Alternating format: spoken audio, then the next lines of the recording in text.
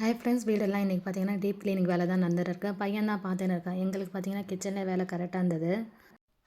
பையனுக்கு காலேஜ் லீவுன்றதுனால பார்த்தீங்கன்னா இந்த வேலை தான் அவன் தான் பார்த்துன்னு இருக்கான். மட்டன் பிரியாணி பார்த்தீங்கன்னா ஆர்டருக்கு வந்திருந்தது. சரி, அவங்களுக்கும் கொடுத்துட்டு எங்களுக்கும் இதே வச்சுக்கலாம்னு சொல்லிட்டு ரெடி பண்ணின்னு இருக்கோம்.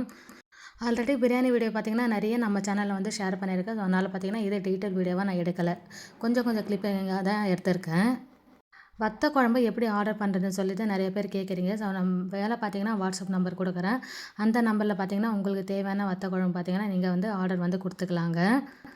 வெளியூரில் இருக்கவங்களுக்கு கொரியர் சார்ஜும் வரும்.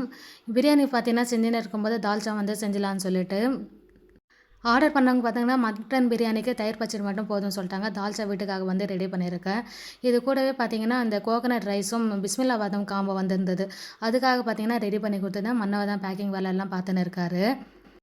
ஆர்டர்லாம் சூப்பராக பார்த்தீங்கன்னா பேக் பண்ணி கொடுத்தாச்சு. மதியம் லஞ்சு சாப்பிட்றதுக்கே பார்த்தீங்கன்னா மணி 3 மணி ஆயிடுச்சு. அதன் பிறகு தான் வந்து சாப்பிடவே உட்காந்தோம்.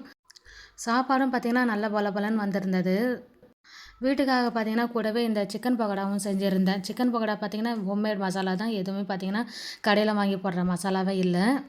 ஆர்டர்லாம் கொடுத்தது குழந்தைங்க சாப்பிட்றதுக்கு பார்த்தீங்கன்னா ரொம்பவும் பசியாயிட்டாங்க. இது கூடவே நெய் ஊற்றி கேசரியும் கொஞ்சம் போல் பண்ணியிருந்தேன். பிரியாணி சாப்பிட்டு ஸ்வீட் சாப்பிட்லனா எப்படின்னு சொல்லிட்டு கேசரி கொஞ்சம் போல் செஞ்சுருந்தாங்க. இன்றைக்கி நாள் இப்படி தான் போச்சு.